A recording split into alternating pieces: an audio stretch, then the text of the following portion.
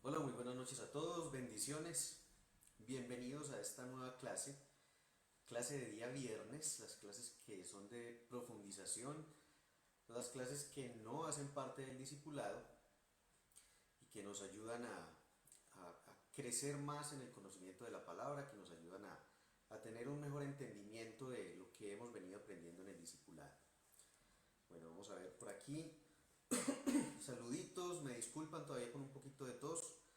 Continuamos mejorando, continuamos en este proceso de mejoría de lo que les he contado ya, de todos estos días que hemos estado un poquito afectados.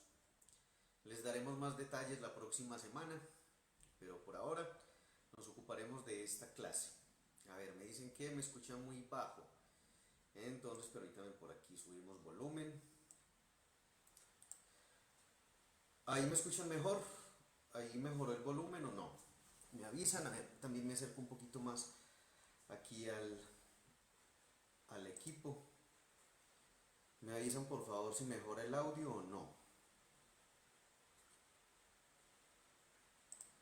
Necesito que por favor me confirmen, sino que tuvimos que cambiar el sitio de transmisión, entonces se afecta un poco la acústica. Oh.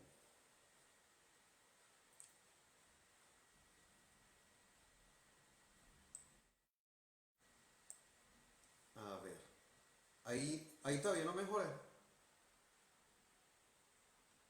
O eso sí me preocupa. Permítame un segundito, por favor. Sí, ahí, ahí mejoró o no mejoró.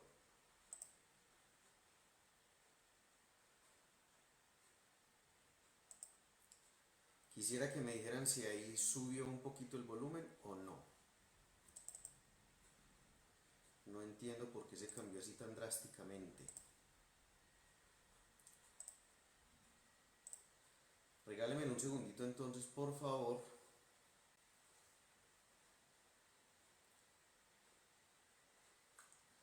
Miramos a ver qué es lo que está afectando acá este bendito micrófono.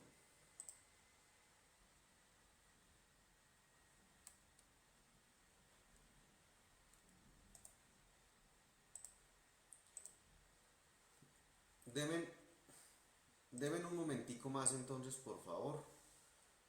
Yo intento... permítame, intento aquí algo. ¿Sí? ¿Ahí o todavía no?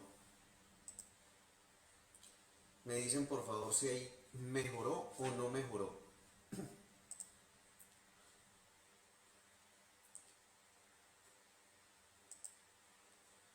Porque estoy aquí haciendo mi mejor esfuerzo para que suba un poquito el volumen con unos filtros que nos permite aquí la aplicación. Bueno, ¿alguien más me puede confirmar la mejoría del volumen, por favor?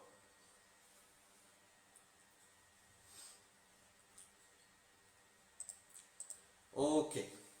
Bueno, entonces, ahora sí, como les venía diciendo, vamos a dar los saluditos. Por aquí está Diego desde Argentina, Mabel también, eh, la pastora Yasmín, Andrés David en Cartagena, mi esposita que obviamente nunca falta a la enseñanza porque ella está desde el lugar altísimo aquí en el segundo piso viendo la transmisión desde su móvil. Daniel desde Venezuela, Estrella, ¿quién más por aquí? Sandra desde Argentina también, Valeria en Ecuador, Estrella, bueno ya la había saludado creo que por aquí, Estrella nos saluda desde México, Itzel también en México. Bueno, mucha gente conectadita ya, gracias a Dios. Entonces, hoy tenemos una clase que es de mis clases favoritas, una clase que en realidad es una herramienta eh, muy poderosa, hablando en términos espirituales. Es algo a lo que la religiosidad le ha puesto un velo muy grande por mucho tiempo. Mari Guillén también, qué bueno verla ahí, que hacía días no la podíamos tener en vivo. Es una herramienta que la religiosidad le ha puesto trabas, le ha puesto velos, la ha maquillado de muchas maneras, pero la idea es de que podamos hoy quitar esos velos, quitar esos obstáculos que nos impiden recibir la cena de una manera correcta, adecuada y poder recibir la bendición que implica el participar de la cena del Señor. Como les había dicho, es una clase larga, así que si pueden mandar por algo a la tienda, pues si pueden hacer crispetas, palomitas, bueno, para que se puedan entretener mientras tanto. Vamos a orar, vamos a darle gracias a Dios por este tiempo y vamos a dar inicio entonces a esta clase de esta noche que estoy seguro que va a ser de bendición para todos nosotros. Señor, entramos a tu presencia, estamos delante de tu presencia con acciones de gracias, siendo conscientes, Señor, de que eres tú nuestra fuente de vida, eres tú nuestro manantial de vida, eres tú nuestro pan, eres tú nuestra luz, eres tú aquel que nos llena, nos satisface, nos alimenta. Y no solo lo haces en nuestro espíritu, sino que lo haces también en nuestra mente, en nuestro corazón, a través de tu preciosa palabra. Qué bueno es, Señor, poder disfrutar de tu compañía, de tu voz, de esa voz que nos habla permanentemente a través de las Escrituras. Gracias porque allí, Señor, nos podemos encontrar contigo. Gracias porque tu palabra es un sitio de encuentro permanente con tu divina presencia. Y gracias porque a través de ella, Señor, nos direccionas y nos permites que podamos establecer tu voluntad aquí en la tierra al conocerla a través de tu palabra. Quedamos en tus manos, Señor, en esta noche, en Cristo Jesús. Amén. Bueno, vamos a dar inicio entonces y vamos a empezar por el principio. Quiero que vayamos a Mateo capítulo 26, Mateo capítulo 26, versículos del 26 al 29. Bueno, si me están escuchando ahí bien, ¿es necesario que hagamos algo más o ahí me están recibiendo bien? Para que empecemos ya con el estudio en serio.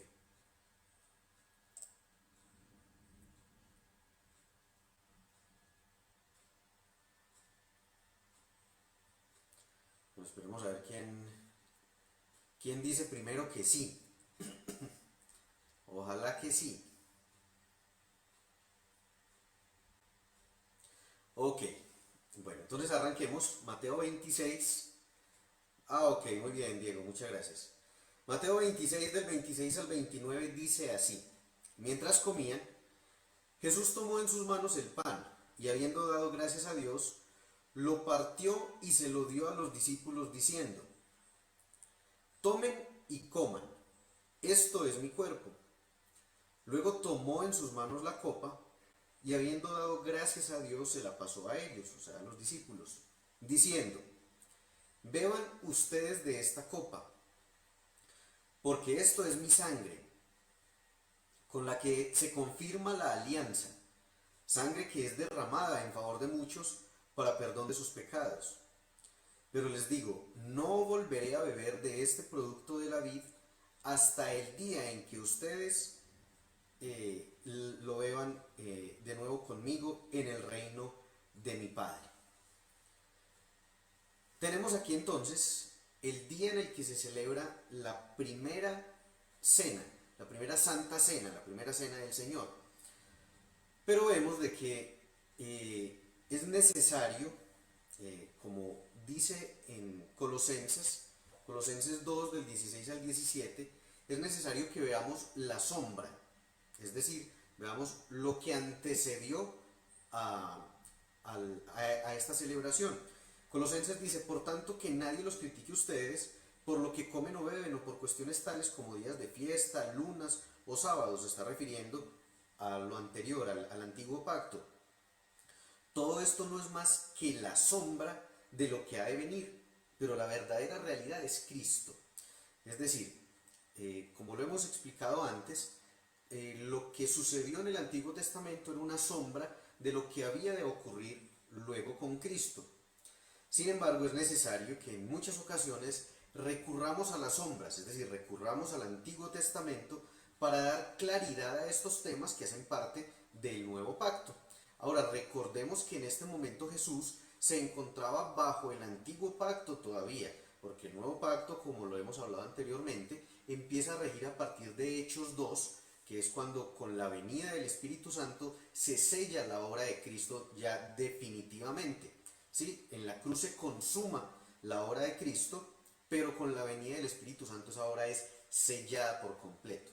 Ahí empieza el nuevo pacto. En este momento en el que él está compartiendo la cena con sus discípulos, está bajo el antiguo pacto. Pero ¿qué estaba conmemorando él en aquella fecha? ¿Qué estaba celebrando ese día?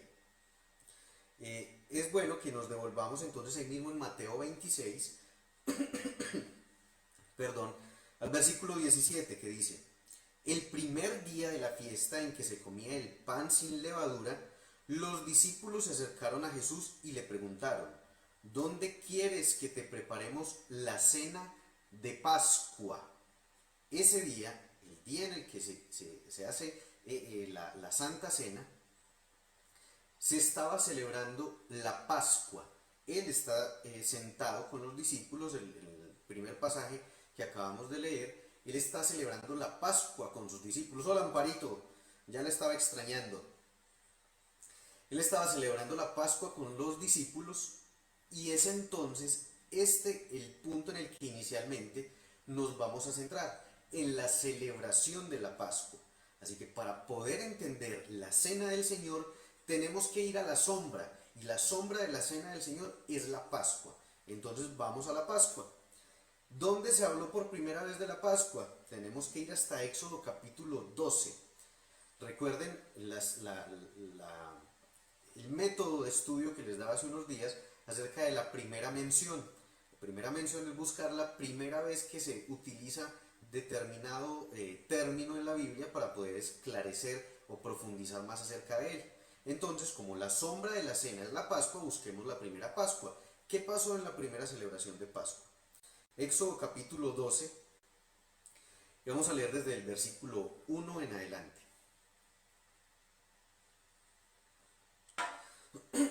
Bueno, dice de este modo: el Señor habló en Egipto con Moisés y Aarón, y les dijo: este mes será para ustedes el principal, el primer mes del año. Díganle a toda la comunidad israelita lo siguiente: el día 10 de este mes, cada uno de ustedes tomará un cordero. Préstale mucha atención porque aquí está diciendo tomará un cordero o un cabrito por familia, uno por cada casa. Y si la familia es demasiado pequeña para comerse todo el animal, entonces el dueño de la casa y su vecino más cercano lo comerán juntos. Y aquí hay algo que quiero que empecemos a entender. Disculpen. Y es la revelación que podemos encontrar en este versículo. A ver, en Primera de Corintios, creo que es en el capítulo 10, Pablo le menciona precisamente a ellos, a los corintios, de que hay tres familias en la tierra.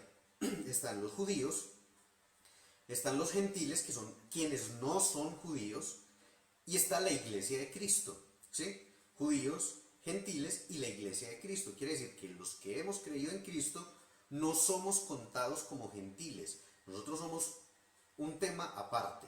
Entonces, judíos, gentiles y la iglesia de Dios o la iglesia de Cristo. Ahora, antes de que existiera la iglesia de Cristo, solo habían dos familias en la tierra. Dos familias en la tierra, judíos y gentiles. ¿Ok? Mire lo que dice este versículo. Si la familia es demasiado pequeña para comerse todo el animal, está hablando del cordero o el cabrito, que deben de tomar del rebaño. Ahora, está diciendo tomar, ya les voy a decir por qué tomar. Si la familia es demasiado pequeña, entonces el dueño de la casa y su vecino más cercano. ¿Y qué es lo que pasa aquí? Resulta que en el caso de Cristo, el Cordero de Dios fue al contrario. No es que la familia fuera muy pequeña, es que el cordero era demasiado grande. Y en este caso este cordero fue tan grande que tuvo que repartirse en dos casas, en dos familias, en la familia de los judíos y la familia de los gentiles. Vemos aquí, como se los he dicho también anteriormente, cómo Cristo aparece entre las sombras, ahí oculto entre las sombras del Antiguo Testamento. Aquí está Cristo de una vez avisándonos de que su sacrificio iba a alcanzar para la casa de Israel y para el pueblo gentil, para las dos familias de la tierra. ¿Sí me estoy haciendo entender? Espero que me respondan con algo, con un sí, con un no, pero quiero que vean cómo acá se empieza a manifestar lo que iba a ser la obra de Cristo universal, para todos, para judíos y para gentiles. Entonces dice, y si la familia es demasiado pequeña para comerse todo el animal, entonces el dueño de la casa y su vecino más cercano lo comerán juntos, repartiéndoselo según el número de personas que haya y la cantidad que cada uno pueda comer.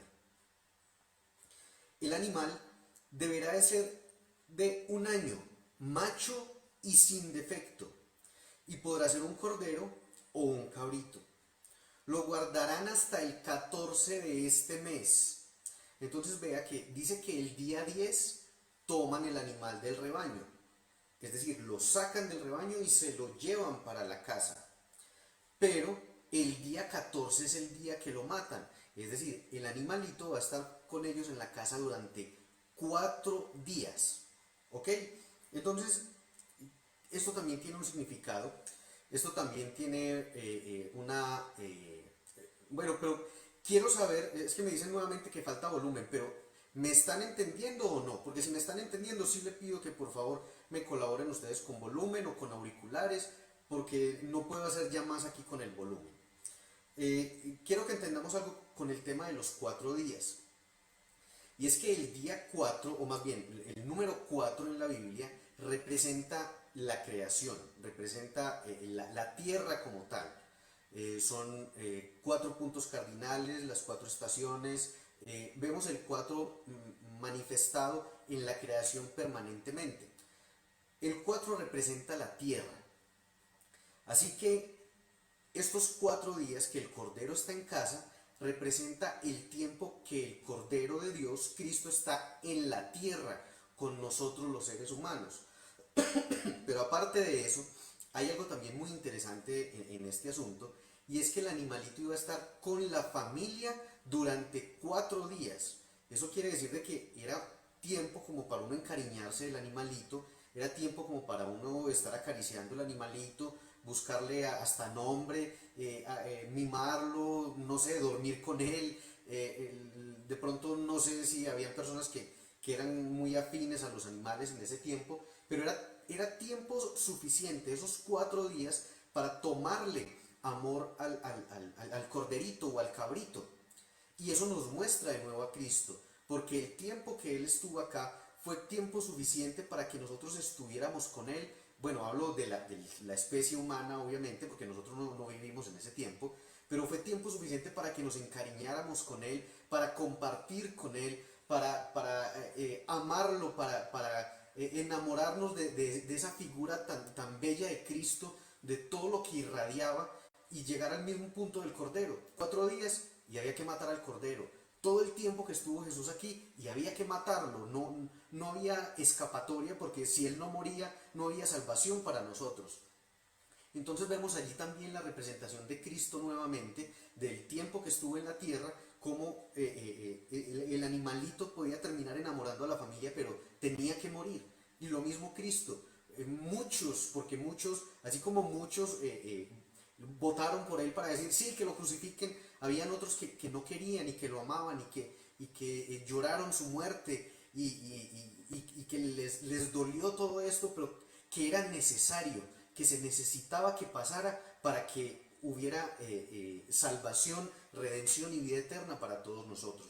Vemos aquí al Cordero de la Pascua mostrando exactamente lo mismo, pero como les decía, cubierto por las sombras del Antiguo Testamento. Bueno, continuamos. Dice, el animal debe ser de 1 año, macho y sin defecto, y podrá ser un cordero o un cabrito. Lo guardarán hasta el 14 de este mes, y ese día todos y cada uno en Israel lo matarán al atardecer. Tomarán luego la sangre del animal y la untarán por todo el marco de la puerta de la casa donde coman el animal. Esa noche comerán la carne asada al fuego. ¿Cómo que asada al fuego? ¿Por qué tenía que ser asada al fuego? No podía ser, no sé, frita en aceite o cocinada. Bueno, no, dice asada al fuego. Recuerden que ya tuvimos una clase en el discipulado pasado, en el nivel 1, en el que hablamos acerca de cuando Jesús fue al Hades, al lugar de tormento, al sitio de castigo, y allí sufrió el fuego de ese lugar, el castigo por nuestros pecados. Allí Él fue consumido por el fuego. Hola Madeleine, qué bueno que esté ahí tan pendiente. Y allí Él recibió el fuego por el castigo de los pecados de nosotros. Por eso el cordero tenía que ser asado. Por eso el cordero no podía ser en otra preparación, porque el cordero de Dios iba a pasar por el fuego. Y dice, con hierbas amargas. El domingo vamos a estar hablando más acerca del tema de hierbas amargas, pero es importante que entendamos que el cuerpo de Jesús fue impregnado una vez lo bajan de la cruz. Esto aparece en el Evangelio de Juan. Y Nicodemo es quien se encarga, y vamos a hablar más de eso, como les decía el domingo, pero Nicodemo es quien se encarga de empaparlo de estas especies, de estas hierbas amargas. Ahí vemos de nuevo algo profético referente a Cristo manifestado en el Cordero de la Pascua, con hierbas amargas y pan sin levadura. El pan sin levadura es Cristo mismo, el pan de vida que descendió del cielo, el pan sin pecado, que es lo que representa la levadura. Es un símbolo únicamente el tema de la levadura, para que después no digan que no se puede comer pan con levadura porque es pecado, ¿no? Es un tema simbólico del Antiguo Testamento. Versículo 9. No coman ni un solo pedazo crudo o hervido. Todo el animal, lo mismo la cabeza que las patas y las entrañas, tiene que ser asado al fuego. Es decir, completamente consumido, porque el sacrificio de Cristo fue total y fue completo. Por eso él dijo, consumado es, porque todo fue terminado. Por la misma razón el cordero debía de quedar todo asado. Y no deben dejar nada para el día siguiente. Si algo queda, deberán quemarlo. Ya vestidos y calzados y con el bastón en la mano, coman deprisa el animal, porque es la Pascua del Señor. Esa noche yo pasaré por todo Egipto y heriré de muerte al hijo mayor de cada familia egipcia y a las primeras crías de sus animales, y dictaré sentencia contra todos los dioses de Egipto. Yo, el Señor, lo he dicho. Cuando en el Antiguo Testamento encontramos esa expresión, yo, el Señor, lo he dicho, eso es como una firma notarial. Eso es como cuando el notario certifica si esto es auténtico. O sea, esto se hace o se hace. Entonces, cuando él dice esto es porque el pueblo lo tiene que hacer y lo tienen que cumplir. Versículo 13. Dice, la sangre les servirá para que ustedes señalen las casas donde se encuentren. Y así, cuando yo hiera de muerte a los egipcios, ninguno de ustedes morirá, pues veré la sangre y pasaré de largo. Este es un día que ustedes deberán recordar. Préstenle mucha atención a esto. Este es un día que ustedes deberán recordar y celebrar con una gran fiesta en honor del Señor. Lo celebrarán como una ley permanente que pasará de padres a hijos. Vean que la celebración de la Pascua es eso, una celebración, una fiesta, algo que tenían que celebrar con alegría.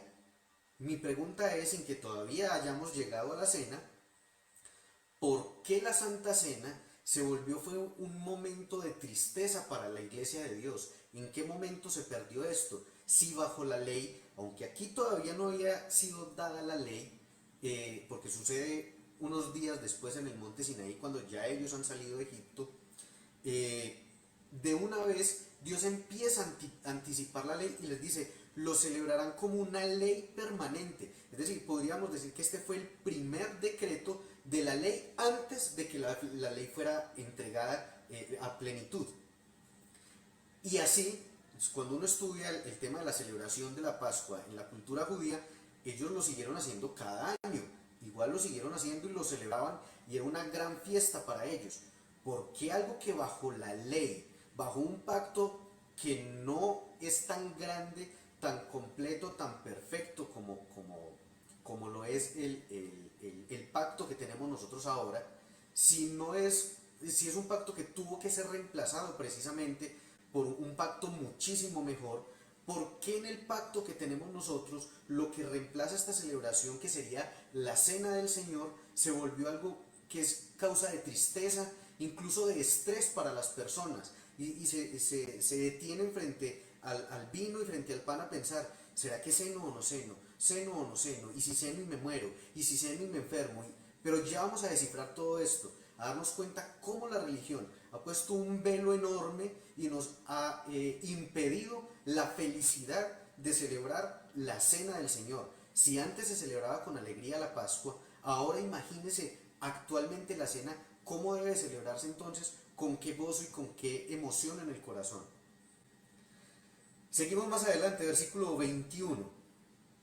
Saltamos hasta el versículo 21, donde ya empieza Moisés a darle las instrucciones al pueblo.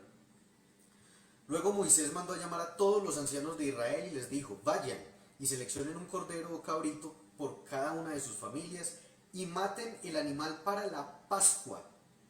Dejen escurrir la sangre en una vasija.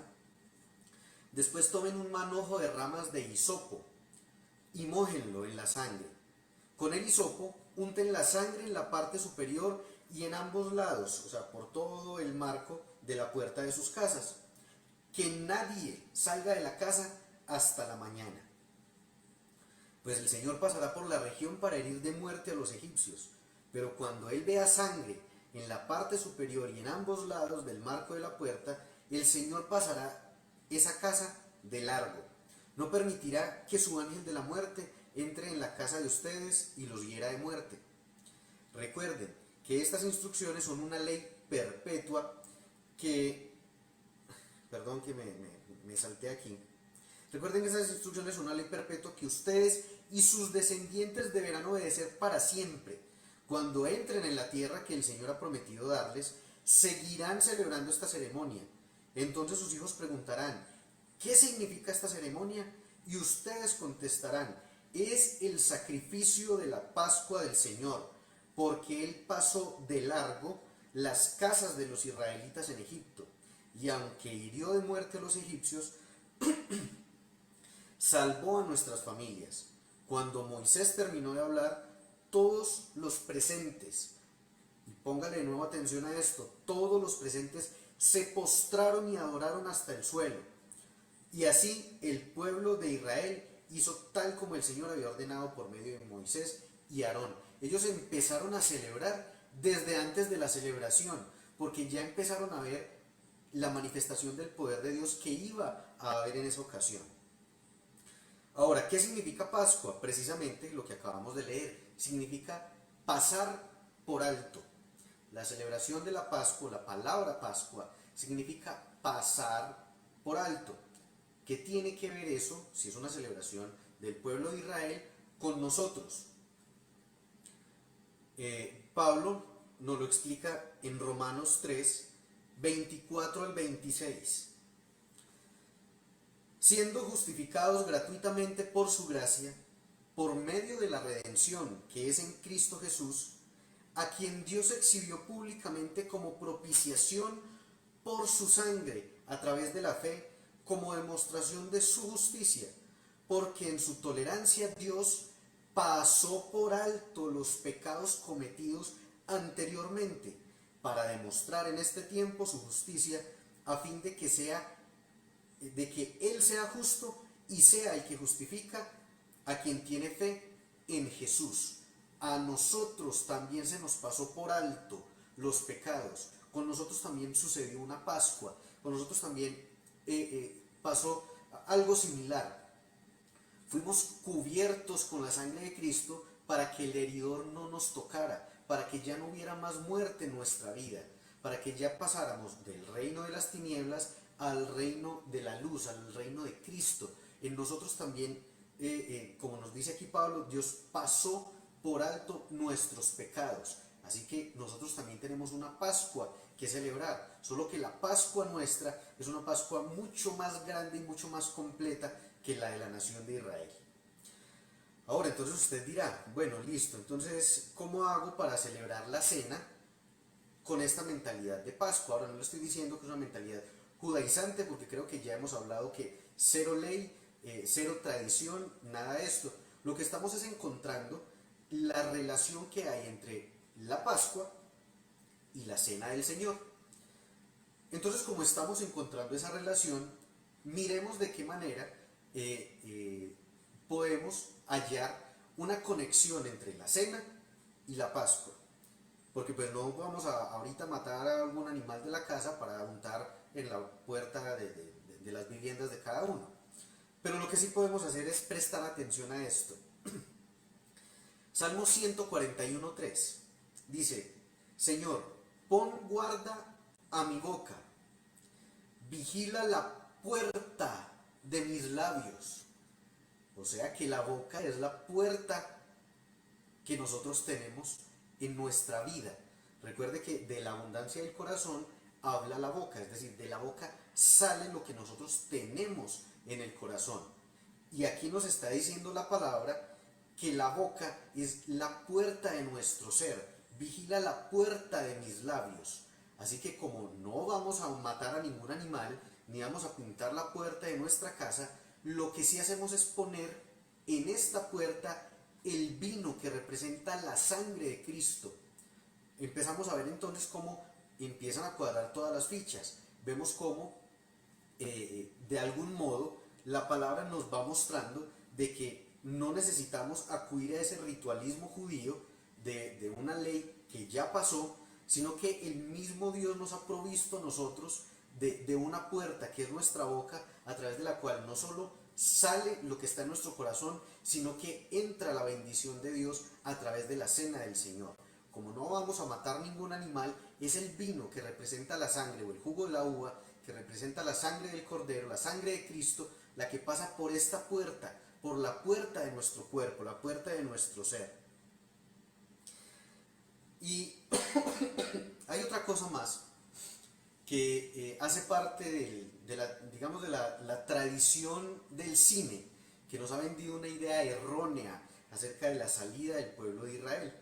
Recordemos que, bueno, sucede todo esto de la Pascua, y la consecuencia directa de esto fue la salida del pueblo de Israel. La gente de Egipto dijo, ya no los queremos tener más aquí, lárguense, váyanse lejos de acá, pero no queremos que estén más cerca de nosotros porque no nos han traído sino desgracias. En realidad desde hacía mucho tiempo ya Moisés había estado pidiendo que los dejaran salir, pero el faraón no quiso.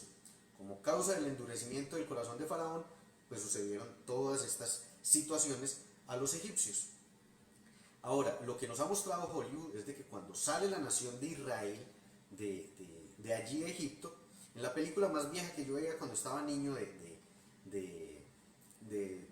Éxodo y todo esto, de los 10 mandamientos, mostraban a un señor que salía con una venda y de hecho se le veía hasta salir sangre así, y el viejito así todo mal, y otra gente por allá como en unas camillas, un poco de gente enferma. Pero vea lo que nos muestra la palabra de Dios, que fue el resultado realmente de la Pascua. Esto es Salmo 105, 36 al 37. Hirió de muerte a todos los primogénitos en su tierra, las primicias de toda su fuerza. Los sacó, está hablando aquí del pueblo de Israel, con plata y oro. Es decir, ellos salieron de allí prósperos, de allí salieron con una cantidad de cosas. Imagínense cómo era la cantidad de oro que ellos llevaban, que luego les sirvió para hacer un becerro grandísimo para adorar a los dioses que adoraban los egipcios. Así sería la cantidad de oro tan impresionante que ellos sacaron de allí. Y de hecho, ese no fue todo el oro, es decir, no se les fue todo el oro en el becerro, les quedó mucho más oro. Dice, lo sacó con plata y oro. Y la siguiente línea dice, y no hubo en sus tribus enfermo. Nadie salió enfermo de Egipto, de la nación de Israel, no salió ni un solo enfermo. Ahora, si esto fue bajo el antiguo pacto, ahora este nuevo pacto que nos dice Hebreos, que es un pacto mucho mejor y con mucho mejores promesas, entonces no nos podemos resignar. Por eso era necesario ver primero lo de la sanidad antes de hablar de la cena del Señor, porque no nos podemos resignar a vivir con enfermedades, a abrazar enfermedades como hablábamos ayer, sabiendo de que el deseo de Dios es que nosotros vivamos con sanidad, con la sanidad divina. La sanidad divina no quiere decir de que la persona jamás se enferma, quiere decir que cuando la enfermedad lo ataca, la enfermedad retrocede, que si la enfermedad llega, estará un tiempo, unos días y se irá, pero que no puede quedarse de una manera ilegal en nuestros cuerpos, porque por nuestros cuerpos ya se pagó un precio para que fueran sanados, que fue el precio que pagó Cristo en la cruz. Por su herida, por sus llagas hemos sido nosotros curados, dice la palabra de Dios. Así de que tenemos que entender que si habían beneficios grandes en el antiguo pacto, en el nuevo pacto son muchísimo muchísimo mejores. Y si no salió un solo enfermo de las tribus de Israel después de la Pascua, ahora entonces empiece a dimensionar el poder que podemos encontrar realmente en la cena del Señor. Y es precisamente eso lo que le discute enérgicamente Pablo a los corintios. Él se enoja mucho con ellos porque ellos no están celebrando la cena del Señor de manera correcta. Recordemos, perdón,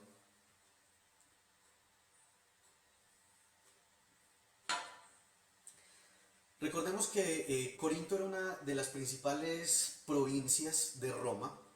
Era un sitio muy comercial, era un sitio muy cosmopolita, allí llegaba gente de muchas partes, era una ciudad que tenía puerto por dos costados diferentes, entonces tenía un movimiento comercial impresionante, por lo mismo entonces había mucho movimiento de dinero, pero en medio de esa cultura romana y con la abundancia que había, hola Clara, bendiciones, qué bueno que esté ahí, y con la abundancia que había allí, se prestaba para que hubieran desórdenes de todo tipo. Entonces allí celebraban también la fiesta Baco de la que estuvimos hablando en clases anteriores. Esas fiestas en las que había comida en abundancia, licor en abundancia y sexo en abundancia. Resulta que los creyentes de Corinto, cuando se reunían para celebrar la cena del Señor, querían de algún modo imitar esas celebraciones a Baco. Ellos creyeron que únicamente cambiaron el nombre del Dios, pero que no habían cambiado el tipo de celebración. No sé hasta qué punto, aunque en este caso Pablo no hace mención de desórdenes sexuales, al menos en la celebración de la cena, pero sí de desórdenes en el momento de compartir el vino y compartir el pan. A eso se debe el enojo de él con los corintios cuando les dice esto. Estamos en... esto es 1 Corintios 11. Dios mío, ¿por qué no estoy poniendo las citas? Estoy casi seguro que es 1 Corintios 11. Regálenme un segundo.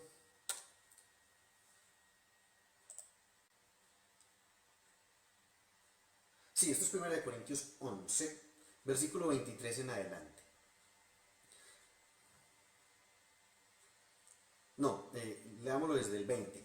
Dice, cuando ustedes se reúnen, la verdad es que no les interesa la cena del Señor. Pues algunos se apresuran a comer su propia comida y no la comparten con los demás. Como resultado, algunos se quedan con hambre, mientras que otros se emborrachan. ¿Qué? ¿Acaso no tienen sus propias casas para comer y beber? ¿O de veras quieren deshonrar a la iglesia de Dios y avergonzar a los pobres? ¿Qué se supone que debe decir? ¿Quieren que los elogie? Pues bien, de ninguna manera los elogiaré por esto. Estaba un poquito enojado Pablo. Versículo 23. Pues yo les transmito lo que recibí del Señor mismo.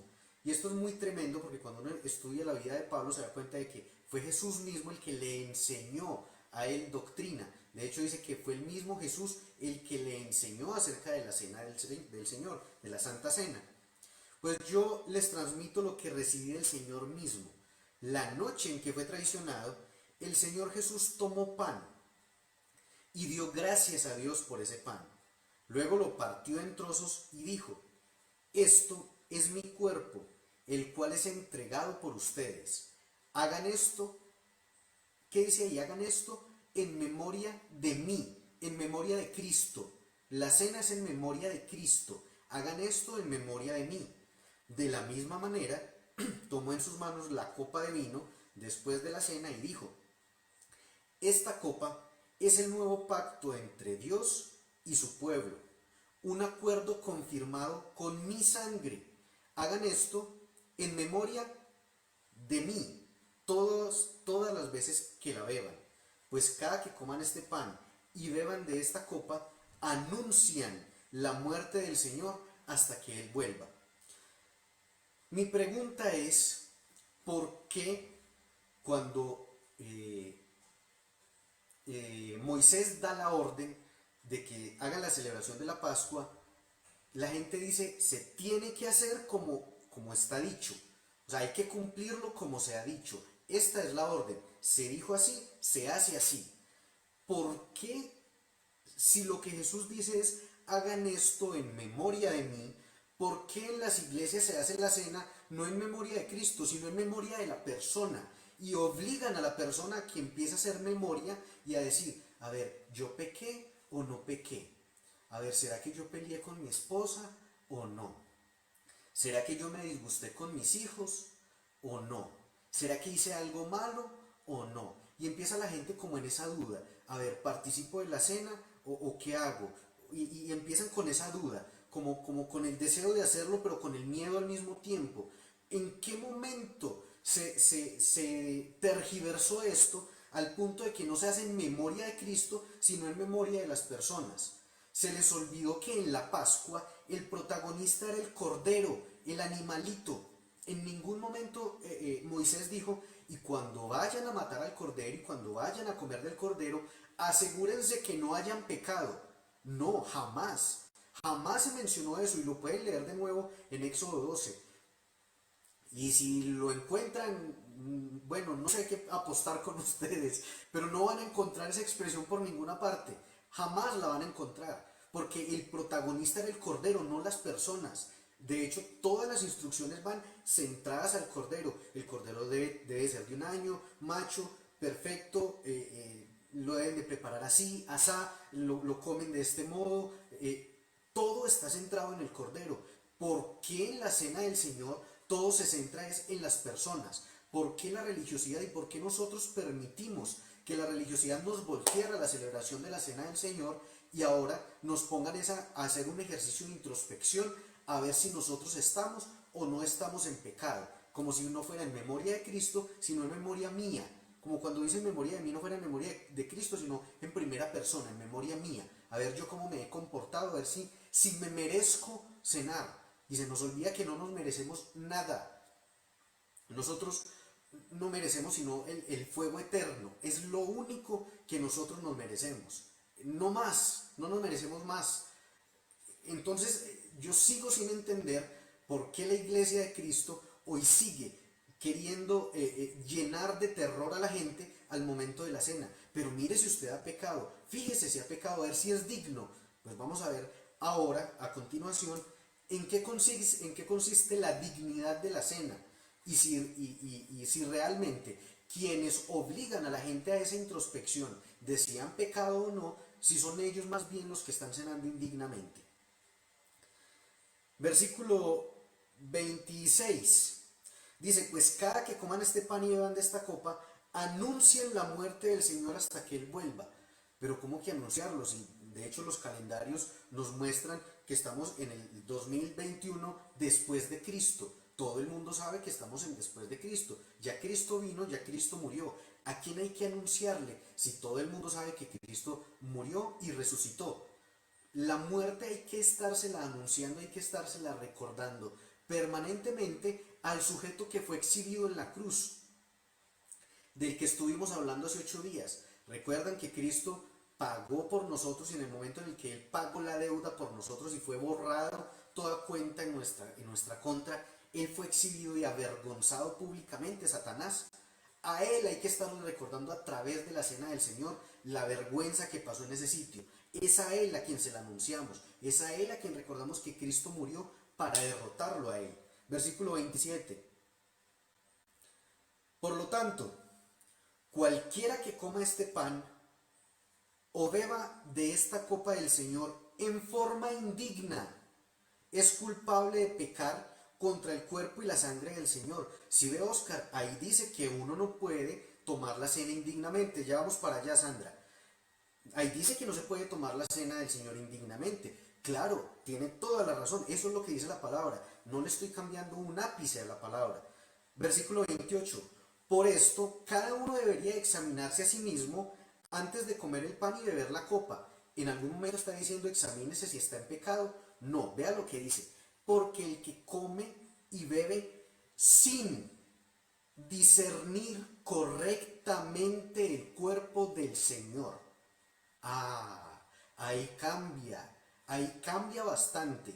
La dignidad o la falta de dignidad de comer la cena del Señor depende del nivel de discernimiento que se tenga con respecto al cuerpo del Señor.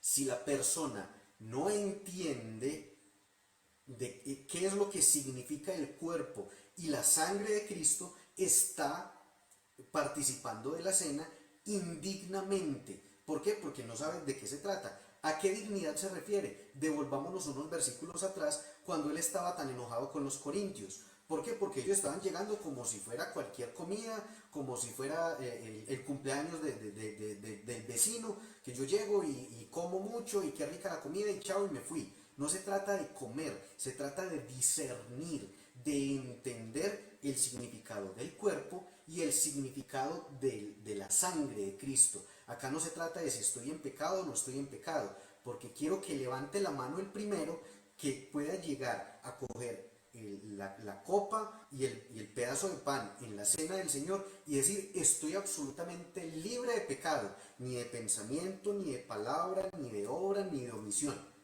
Si vamos a eso, jamás nadie podría nunca tomar la cena del Señor. Pero recuerde que es que el protagonista en la cena no soy yo, es el Cordero.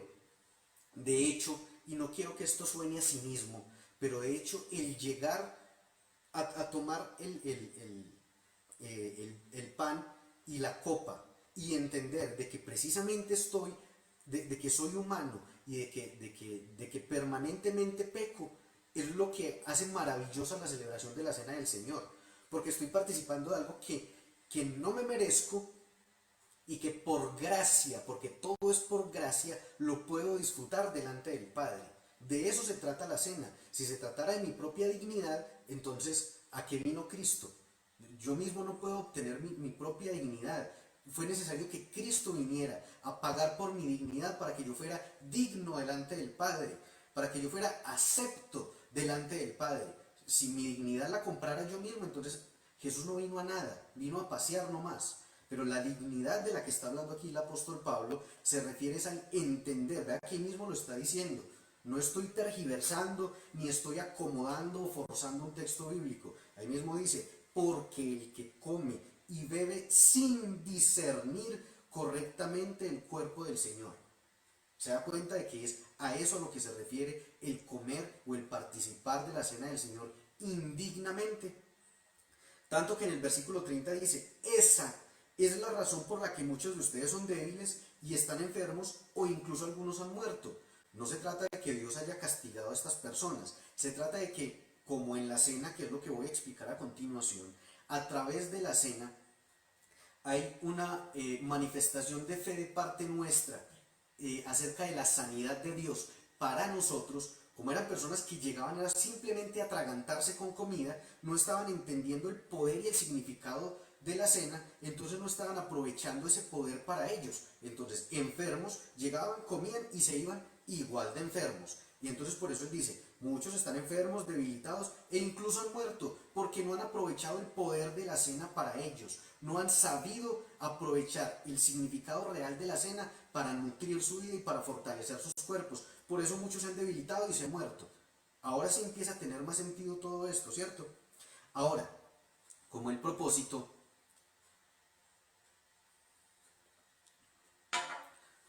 es entender y discernir el significado del cuerpo y de la sangre de Cristo, entonces vamos a ver qué significa la sangre o el vino que nosotros tomamos en la cena del Señor, o el jugo de uva.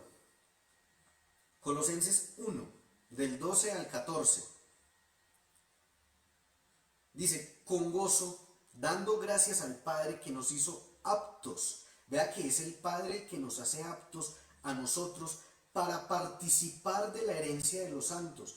En ninguna parte dice: es que yo me puedo volver apto delante de Dios. No, es la misericordia y la gracia de Dios la que me hace apto.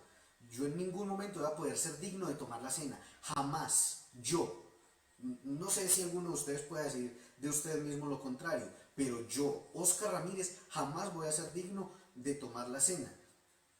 Y precisamente eso es lo que me alegra, porque yo lo hago es por pura gracia, por la gracia de Dios en mí. Si no, no merecería jamás comerla. Con gozo, dando gracias al Padre que nos hizo aptos para participar de la herencia de los santos en luz. el cual nos ha librado de la potestad de las tinieblas y trasladado al reino de su amado Hijo, en quien tenemos redención por su sangre, el perdón de pecados. Entonces la sangre o el vino representa la sangre que fue la que nos trajo el perdón de pecados. Efesios 1:7 dice, en él, en Cristo, tenemos redención mediante su sangre, el perdón de nuestros pecados según las riquezas de su gracia. Una vez más, a través de la sangre viene el perdón de pecados, que recordamos entonces con el vino o con el jugo de uva, recordamos la remisión de nuestros pecados, el perdón de nuestros pecados, nuestra posición justa delante de Dios hoy, gracias a lo que Cristo hizo por nosotros. El cuerpo, que es representado por el pan. Quiero que profundicemos un poquito más en esto y quiero que vamos a un pasaje que se encuentra en Marcos 7, Marcos capítulo 7, versículos 24 al 30. Dice, levantándose de allí, fue a la región de Tiro y de Sidón, y entrando en una casa, no quiso que nadie lo supiese, pero no pudo esconderse. Jesús como que era un mal detective, un mal espía, porque no se podía esconder nunca. Donde él estaba, llovía la gente literalmente hasta de los árboles. Porque una mujer cuya hija tenía un espíritu inmundo, luego que oyó de él, vino y se postró a sus pies. Póngale mucho cuidado a esta conversación. La mujer era griega y siriofenicia de nación, es decir, no era judía. Y le rogaba que echase fuera de su hija al demonio.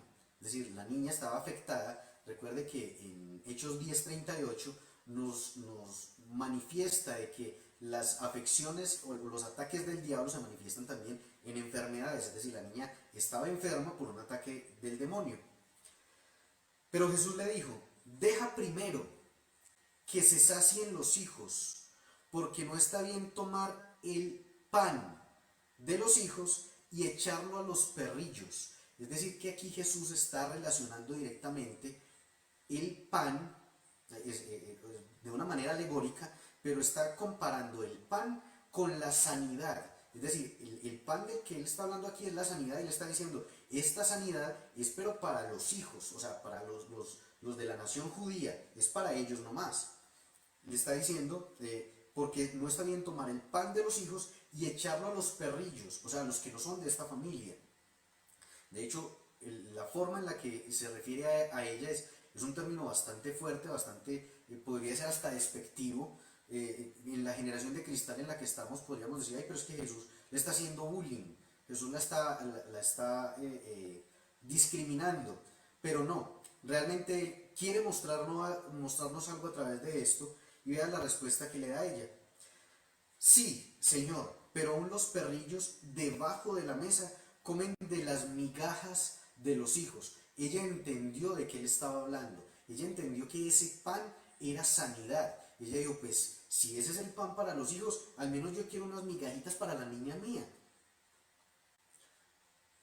Entonces, versículo 29 le dijo, por esta palabra, ve, el demonio ha salido de tu hija.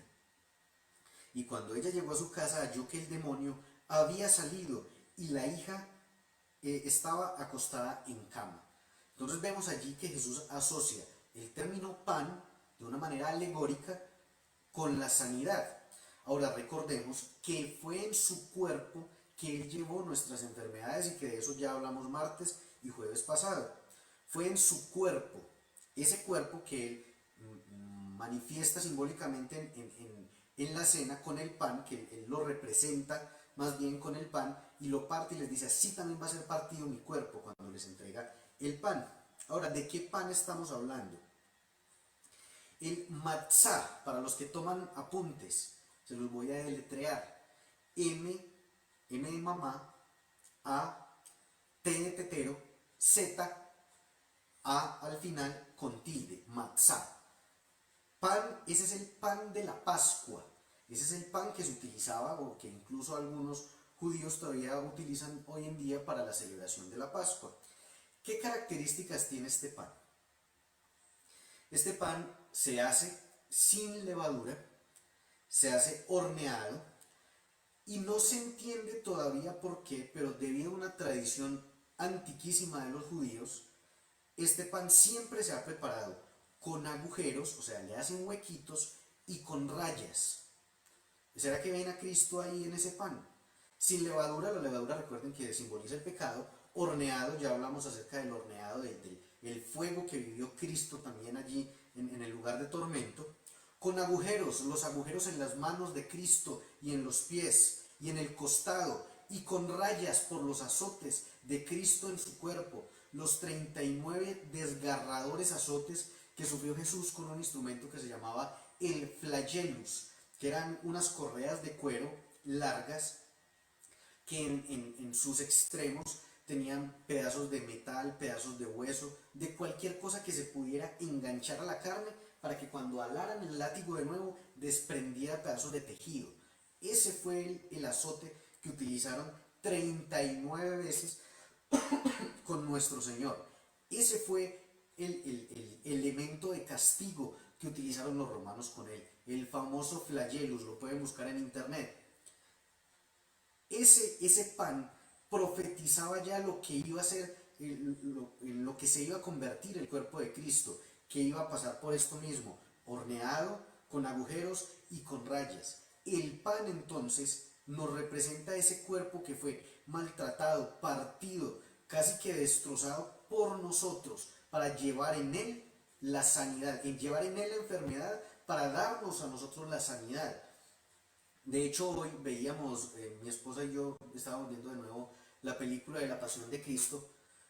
La recomiendo mucho porque se aproxima bastante a lo que fue la realidad del proceso de martirización de Jesús.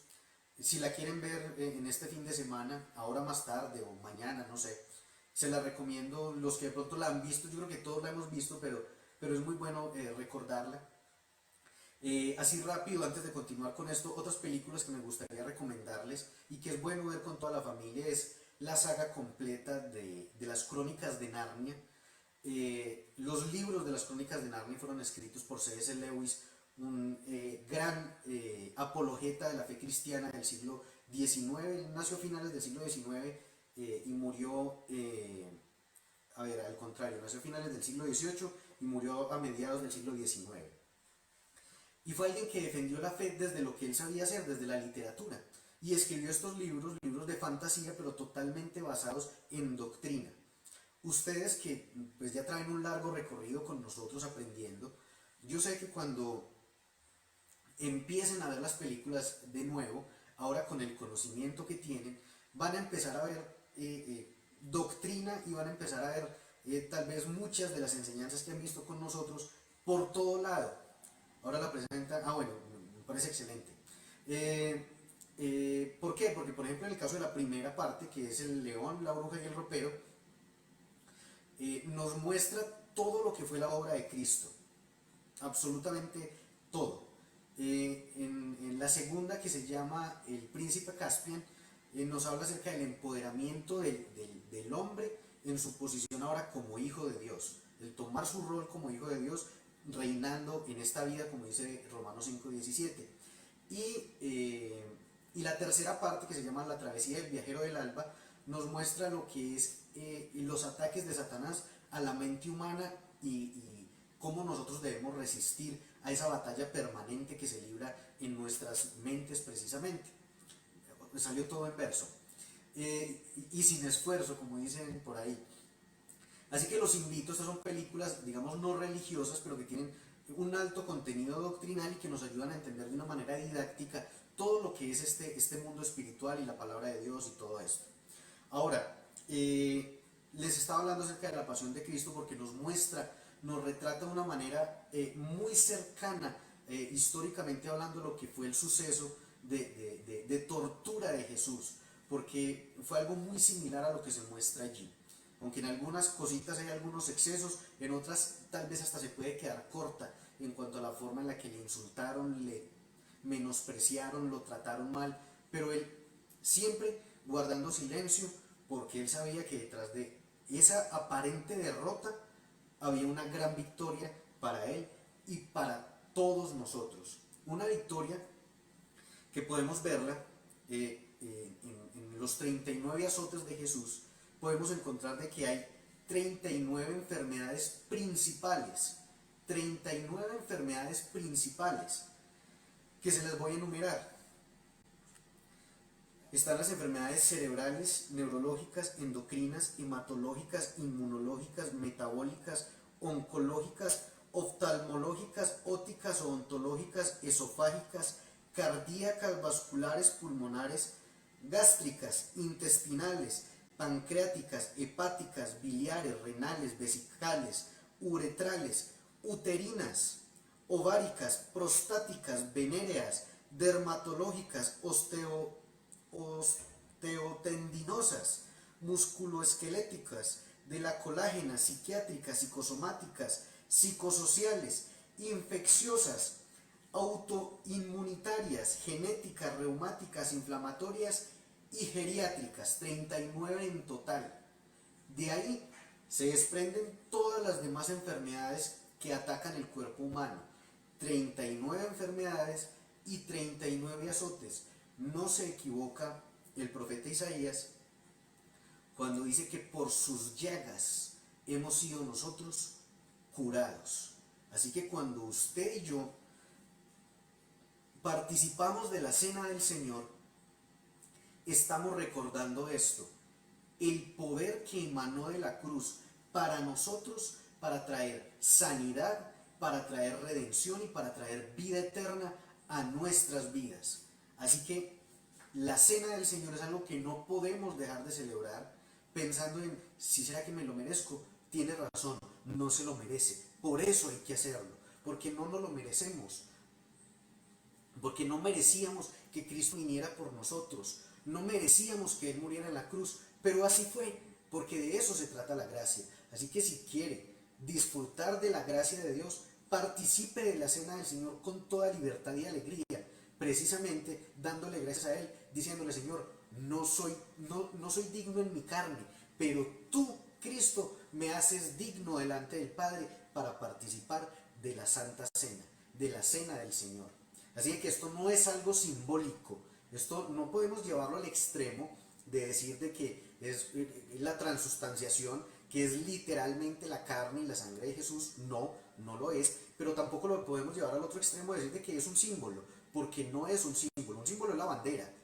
La bandera de mi país es un símbolo, y yo canto el himno nacional y la bandera no me produce nada, no me da nada, pero esto es algo tan poderoso que dice Pablo que los corintios no lo hacían correctamente y por eso mismo muchos se enfermaron e incluso se murieron, y muchos estaban debilitados porque al no hacerlo de la manera correcta no estaban extrayendo todo el poder que hay en la cena del Señor. Entonces no es un mero símbolo, es algo grandioso y es algo maravilloso que Jesús perdón, enseñó a los apóstoles y que ellos lo transfirieron al resto de la iglesia primitiva para que lo siguieran celebrando ellos juntos en sus casas. De hecho, en el libro de los Hechos encontramos en varias ocasiones referencias a que ellos juntos partían el pan, compartían la cena del Señor y pasaban este tiempo de celebración y de alegría. Esto es algo de alegría, de nosotros hacerlo con gozo, sin preocuparnos si pequé, si no pequé. No, precisamente de eso me alegro, de que Cristo ha perdonado mi pecado y lo celebro con total felicidad delante de Él. Así que alisten por favor sus implementos, sus elementos, alisten el pan, alisten el jugo de uva o el vino que tengan ahí a la mano, si de pronto no lo habían servido. Yo les voy dando tiempo para que lo preparen.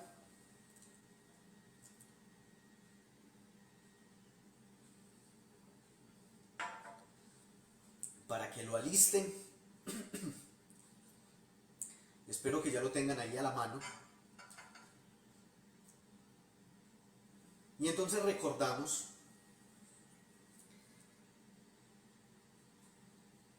a través del pan, recordamos ese cuerpo de Jesús que fue maltratado, que fue molido, que fue castigado por mis pecados y que era necesario que fuera de ese modo para que fuera de provecho para mí.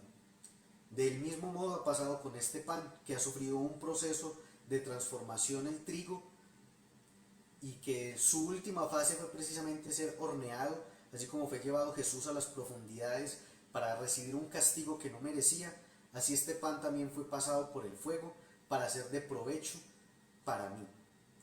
Recordando y creyendo que en el cuerpo de Cristo fueron llevadas mis enfermedades, que en la cena del Señor hay poder para mi sanidad, como este pan. Así que ustedes también los invito a que allí en casa coman del pan.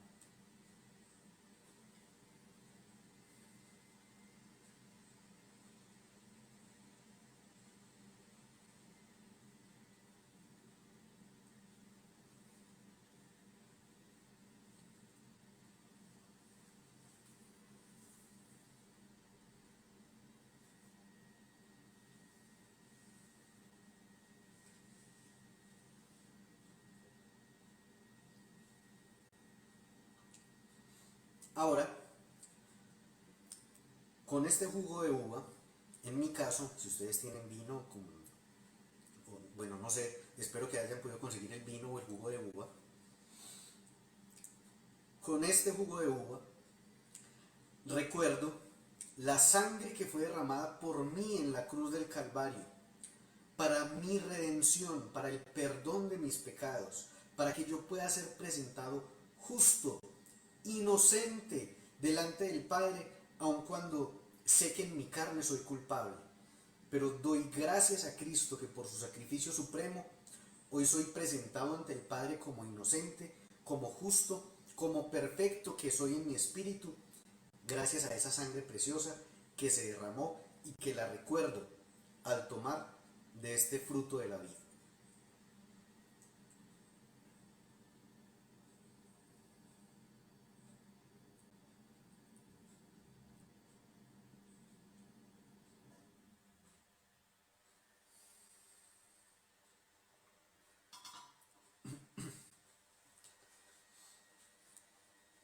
Ahora, ¿qué se necesita para seguir celebrando la cena? Únicamente pan y vino o jugo de uva. No más. Ustedes lo pueden hacer en sus casas. En el momento en el que se empiecen a sentir decaídos por una enfermedad o tristes de ánimo o ante una dificultad, no es un ritual, es recordar lo que esto representa. Recuerde que anunciamos la muerte del Señor cada que participamos de esto. Así que esto es algo que nos ayuda a fortalecernos en nuestro ánimo, es algo que ayuda a fortalecernos físicamente, que trae sanidad sobre nuestra vida, que puede ser utilizado como una medicina.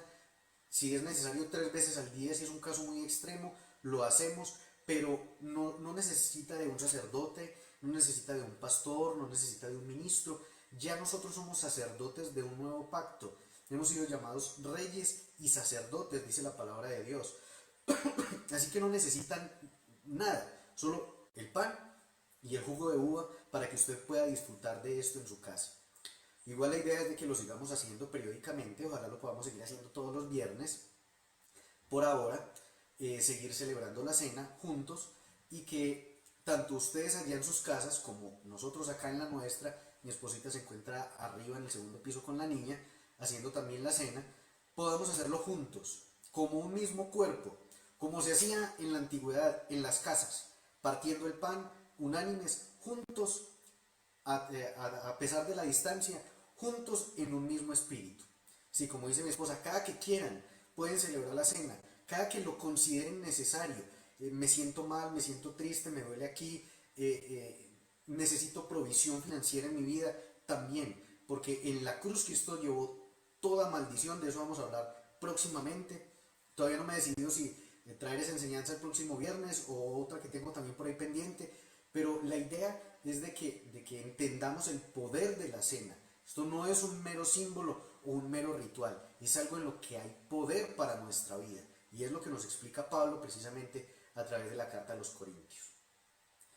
Esta era una enseñanza que tenía muchísimas ganas de darles desde el principio, pero necesitábamos andar todo este camino juntos para poderla traer el día de hoy. Coincidió de que fue en Semana Santa, coincidió de que se dio con las enseñanzas de sanidad también y todo en estas fechas, y qué bueno que hayamos podido compartir la cena el día de hoy. El domingo nos vemos con la enseñanza. Hemos acordado mi esposa y yo entonces de hacerlo a las 5 de la tarde, no a las 3, a las 5 de la tarde, el próximo domingo 5 de la tarde, hora de Colombia. Consulten los horarios en Google para que sepan en sus países el horario de cada uno de ustedes. 5 de la tarde, hora de Colombia, vamos a estarnos conectando para la transmisión de la resurrección de Cristo. Espero que haya sido de bendición para ustedes esta enseñanza. Espero que puedan pasar una muy feliz noche, que puedan descansar y de que puedan seguir disfrutando de este maravilloso regalo de la cena cada que ustedes lo deseen. Bendiciones, que descansen, que estén muy bien.